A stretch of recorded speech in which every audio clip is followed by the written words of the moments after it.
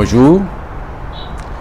La Côte d'Ivoire sort d'élections municipales. Nous sommes tous un peu épuisés, mais quelques leçons à tirer quand même. Premièrement, je me suis présenté moi comme candidat indépendant à Azadié, pas parce que j'ai des problèmes judiciaires avec leader, mais parce que j'ai constitué une équipe de gens dynamiques qui m'ont même demandé que l'on puisse aller sous le label leader. Mais j'ai voulu quand même montrer qu'il est possible, après les échecs de la CNC, du Front de Refus, qu'il était capable de construire, que j'étais capable de construire une coalition gagnante autour d'un programme, qu'il suffisait que l'on s'entende sur les stratégies. Cela a été prouvé. Il est possible de créer une coalition de l'opposition, une coalition forte qui gagne. Si on a un programme, si on a des stratégies et si nous sommes d'accord sur les objectifs. Deuxièmement, deuxième leçon, mes adversaires sont allés dans tous les sens. J'ai remarqué que les populations sont quand même sensibles au programme. Ils ont raconté, Koulibaly est un Mossi, Koulibaly est un étranger, Koulibaly n'a pas d'argent, Koulibaly... Et puis ils se sont tous retrouvés après au service de Big Togo, de Ouattara, de Madame Bamba, troisième concubine du Premier ministre. Et puis, beaucoup d'argent, beaucoup d'argent ont circulé à Azadié. Ils ont distribué, ils ont jeté de l'argent aux populations comme on jette du maïs dans la basse-cour. Mais les populations sont restées quand même focus, sont restées concentrées sur le programme que je proposais et elles m'ont élu. C'est-à-dire que l'appel au tribalisme, la manipulation de l'argent public à des fins électorales peuvent être bloqués si nous avons un programme cohérent et si nous savons parler aux populations. J'ai parcouru les rues d'Azadié, les concessions d'Azadié. Je connaissais déjà, mais les campements à pied. Mes souliers sont troués, mais je l'ai fait pour que la population comprenne le sens de ma candidature, le sens du projet que je leur proposais et surtout qu'elles m'expliquent dans le fond pourquoi elles étaient si mécontentes de l'équipe municipale sortante. Ça, c'est fait.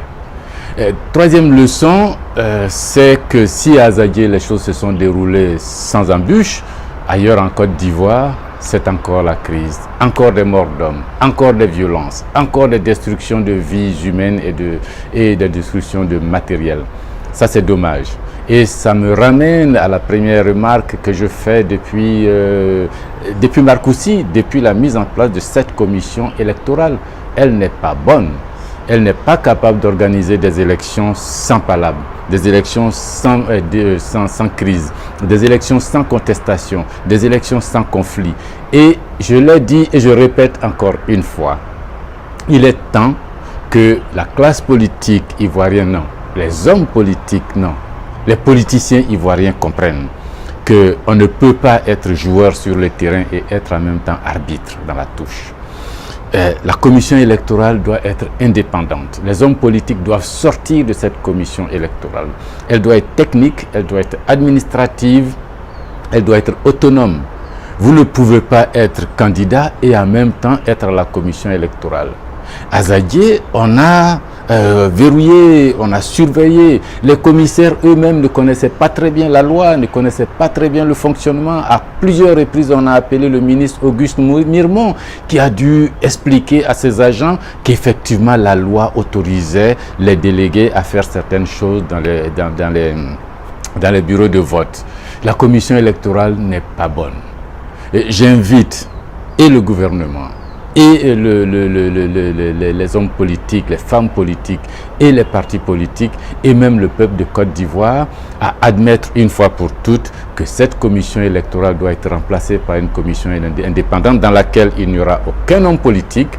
Il faut qu'on trouve des gens de la société civile, même s'ils ont le cœur d'un côté politique, mais qui n'ont pas de carte politique, qui n'ont pas d'engagement politique pour organiser ces élections.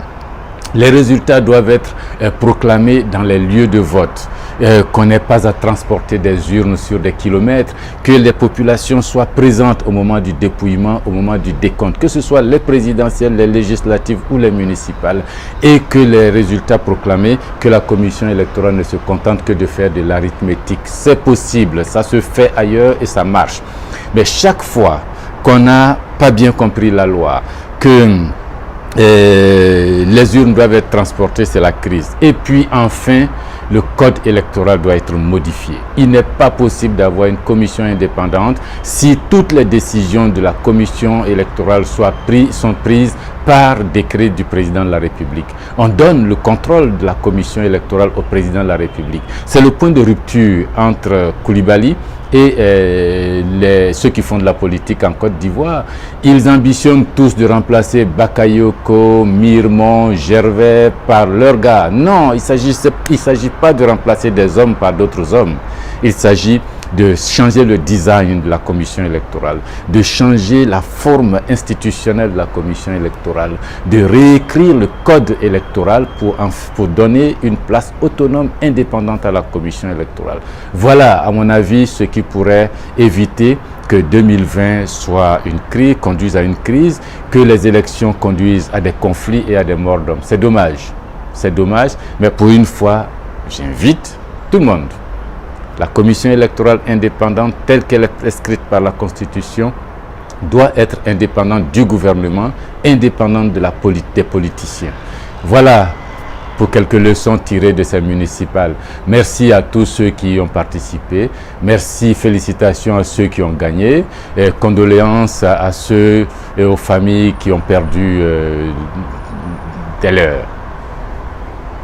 Si vous pensez que cette commission électorale mérite modification, likez et puis soyons encore ensemble, continuons de nous battre pour que les élections en Côte d'Ivoire et en Afrique soient des élections de joie, soient des élections qui se déroulent sans mort d'homme.